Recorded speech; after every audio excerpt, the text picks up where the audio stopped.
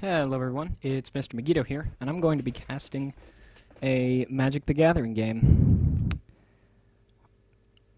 Because my partner, the one who I usually play with, is out at a baseball game.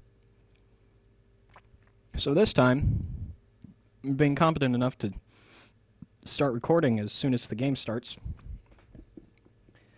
Our top player, whose name I cannot reveal, leads off with a Sulphur Falls into Galaxian Probe, which reveals our bottom player's hand and allows him to draw a card. Was it at the cost of 2 health? Yeah, at the cost of 2 health because Sulphur Falls enters in tapped.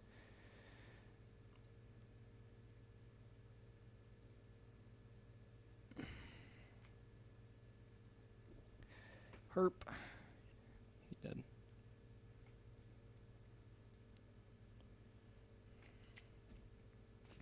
Alright, a little bit of a confusion there between our players. Bottom player goes from Forest into Birds of Paradise, which after watching his last, 3 games, he seems to like Birds of Paradise. And then correcting himself on his grammar. I can't show you guys it because, random players, probably, name disclosure and such.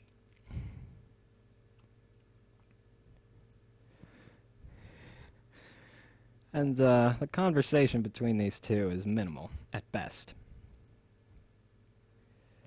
Gut shot on Birds of Paradise, taking it out. And then a tap on Sulphur Falls into Faithless Looting. Draw 2 cards, then discard 2 cards. It also has a flashback of 2 and red mana. And a red mana. And,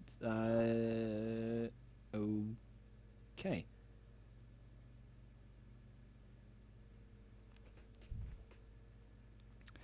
A mountain into a tap 2 Viridian Emissary. Now, our top player is Sulphur Falls again. I'll tap into Burning Vengeance. Whenever you cast a spell from your graveyard, Burning Vengeance deals 2 damage to target creature or player. Alright, that works. It's actually a pretty good one, seeing as he's most likely going to be running a flashback deck.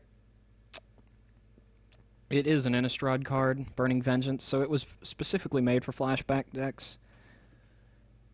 Which, I guess this person's not playing a Bump in the Night flashback, which is a really overpowered deck. So, yeah. Although that would have been really good. Black-red Bump in the Night with Burning Vengeance, that just... that does way too much. Anyway, our bottom player, Island. He reveals that he is a 3-color, also playing a Borderland Ranger.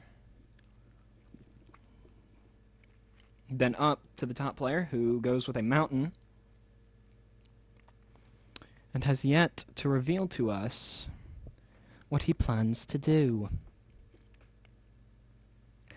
Now, the significance to a 3-color deck is that sometimes you won't have the right mana for the cards that you need. It makes it a lot more difficult to do so, though the way he's playing it, Borderlands Ranger, Viridian Emissary, and such, it's very, very easy for him to do. He casts a Faithless Looting from the graveyard, allowing his Burning Vengeance to take out the Borderland Ranger.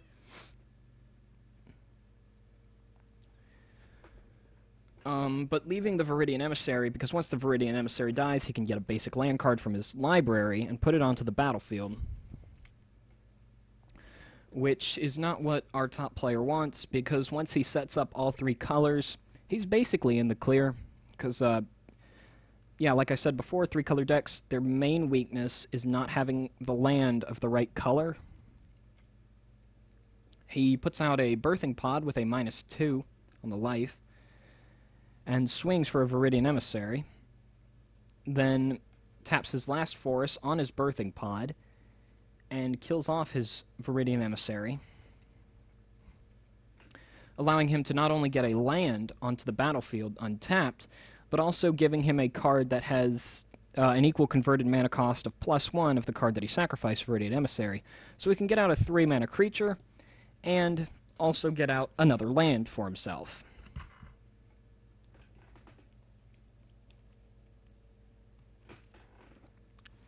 He takes his 3 mana on a Deceiver Exarch, and when it enters the battlefield, untap target permanent you control, or tap target permanent your opponent controls.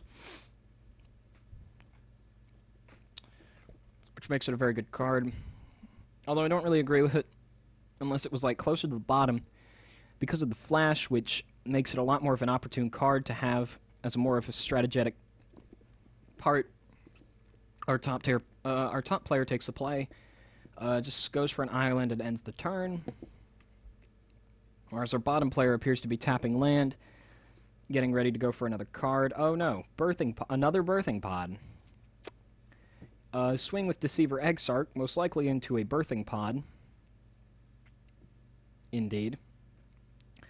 Sets his life back by 2, getting rid of his Deceiver Exarch and allowing him to get a 4 converted mana cost card, which will be Solemn Simul...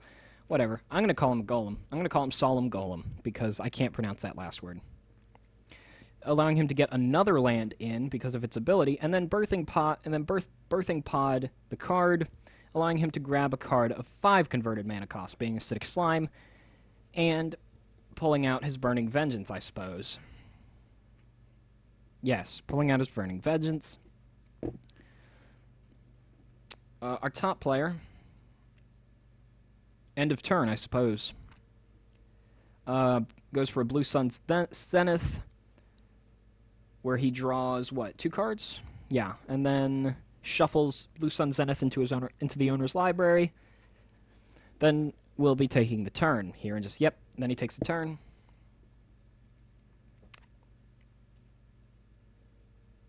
And a lull of silence falls across the land. Desolate Lighthouse. 1 blue, red, and tap allows him to draw and then discard a card, and then tap is just for 1 mana. And he passes the turn, oddly enough. I suppose that means he's got too much mana. Our bottom player will take the turn. Do what he normally does, I suppose. Draw a card. Attack with Acidic Slime, assuming he doesn't play anything, which he's about to. Llanowar Elves comes into play. Then he swings with the Acidic Slime, most likely, goes into a Birthing Pod in order to pull another mana, or mana-giving card. No, not yet. Yes, yet. Although he didn't attack with the Acidic Slime, which I find quite odd. He could have gotten away with it as well. I think that might be a mistake, although I could be wrong. He puts out an Inferno Titan, putting 3 on Wakuki, whatever. Putting 3 on his opponent. And then his opponent, end of turn,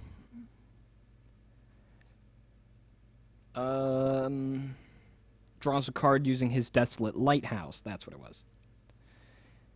And then, for some reason, putting a Rootbound... Oh, yes, because of Desolate Lighthouse, he puts a Rootbound Crag into his graveyard, which is green-red. Although I don't really know why he has that, seeing as far as we know, he's only revealed red and blue basic land. So that could just be for death fodder on a Desolate Lighthouse. He puts an Incinerate down on Llanowar Elves, most likely. No, 2 Incinerates down on Inferno Titan, killing the Inferno Titan, which was a valuable card to our very, very special, very esteemed guest. Deceiver Exarch on the flash.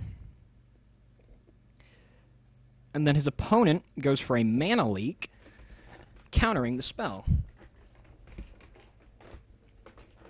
Although, the entire purpose of the Deceiver Exarch, as far as our player will let on, was to tap land anyway. So he feels he did his job. Although the Deceiver Exarch would have been nice for a swing and then birthing pods. He comes in with a Hell Rider, haste, and whenever a creature you control attacks, Hell Rider deals 1 damage to defending player. Then he also comes in with a Phantasmal Image into another Hell Rider, pays 2 life, taps his Llanowar Elves for another green mana, then birthing pods the Llanowar Elves,